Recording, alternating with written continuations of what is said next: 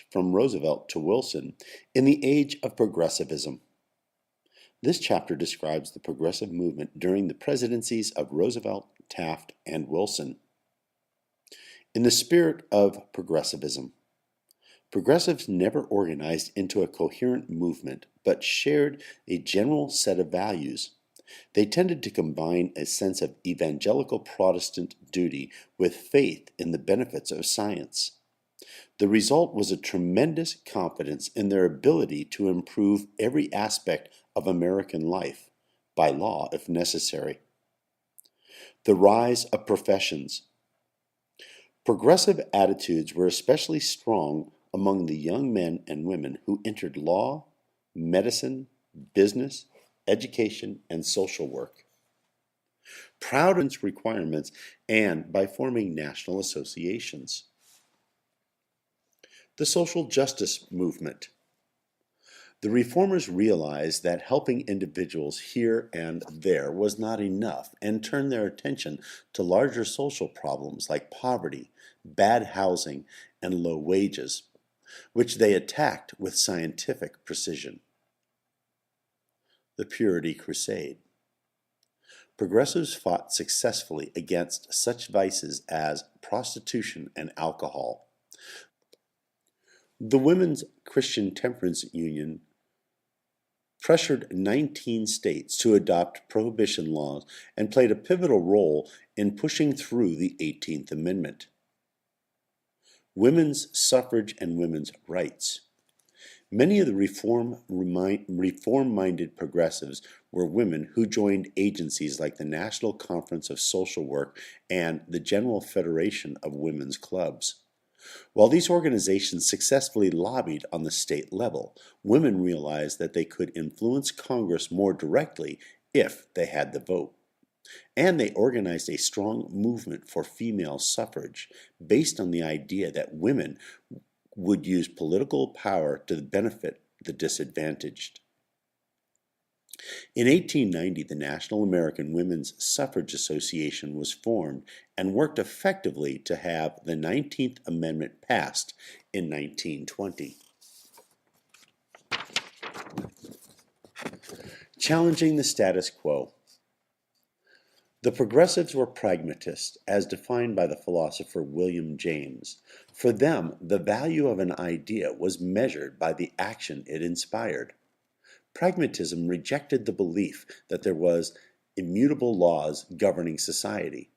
John Dewey, a progressive educator, developed educational techniques that stressed personal growth, free inquiry, and individual creativity.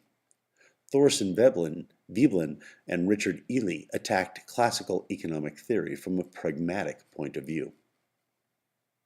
Another major intellectual movement, socialism, also gained increased support during the era. The Socialist Party was formed in 1901 and won a number of local elections. It ran Eugene Debs for president in 1912 and polled over 1 million votes. Reform in the cities and the states. Progressives were strongest in the urban area, where they took control of local levels of government in order to solve social problems.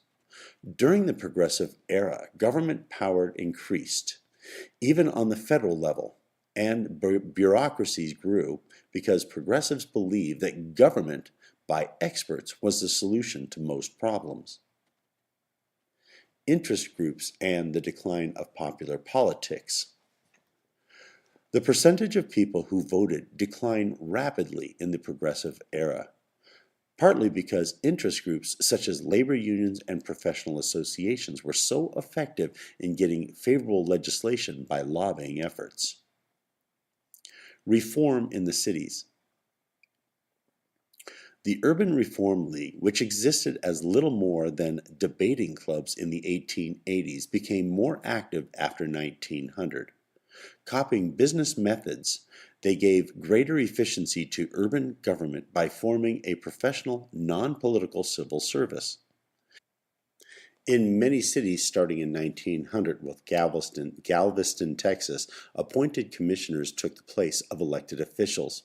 The city manager idea also spread.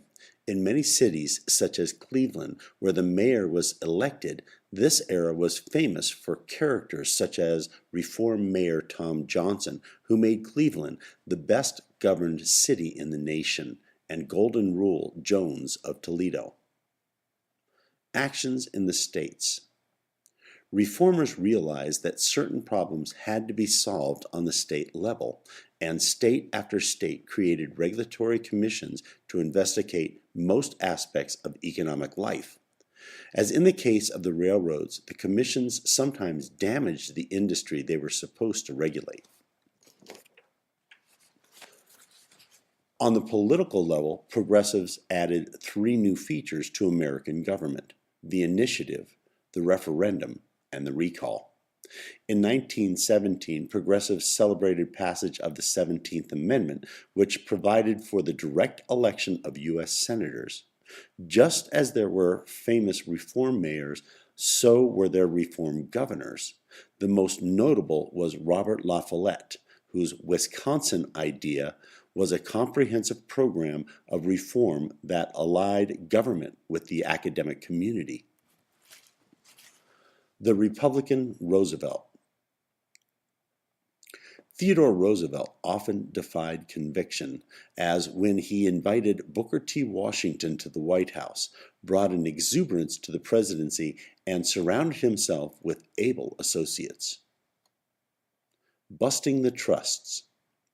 Roosevelt believed that trust could sometimes be good, but he intended to attack those he considered bad. In 1902, the government brought antitrust cases against the Northern Securities Company, a railroad holding company owned by Morgan and Rockefeller, and other companies. In 1904, Northern Securities was dissolved. The case established Roosevelt as a trust buster, but the title is undeserved. Compared to Taft, Roosevelt started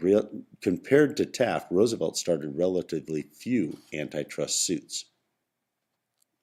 Square deal in the coal fields. In 1902, a prolonged strike called by the United Mine Workers against the coal mine operators in Pennsylvania threatened the entire economy. Roosevelt summoned both sides to the White House, and when the companies balked at the settlement, Roosevelt threatened to use the army to seize the mines. The company gave in. In this case, as in others, Roosevelt saw his role as that of a broker between contending interests.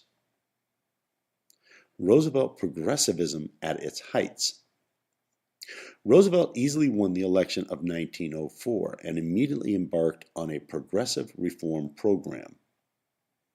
Regulating the railroads.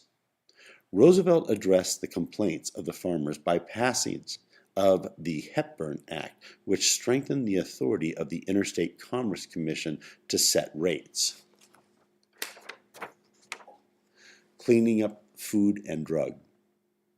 The publication of The Jungle by Upton Sinclair in 1906 shocked the nation into realizing how unsanitary the meatpacking industry was. After reading the book, Roosevelt pushed Congress to pass the Meat Inspection Act and other legislations to regulate patents and medicines. Conserving the land. Roosevelt, always interested in conservation, almost quadrupled the number of acres protected by the federal government. He agitated for even more pro-labor legislation as his term came to an end. He had promised not to run again in 1908 and had tapped William Taft as his successor. The ordeal of William Howard Taft. Taft was too much of an introvert to be a successful president, according to the author. He had been an able administrator and was used to settling problems quietly. In addition, the conservative wing of the Republican Party, cowed by Roosevelt,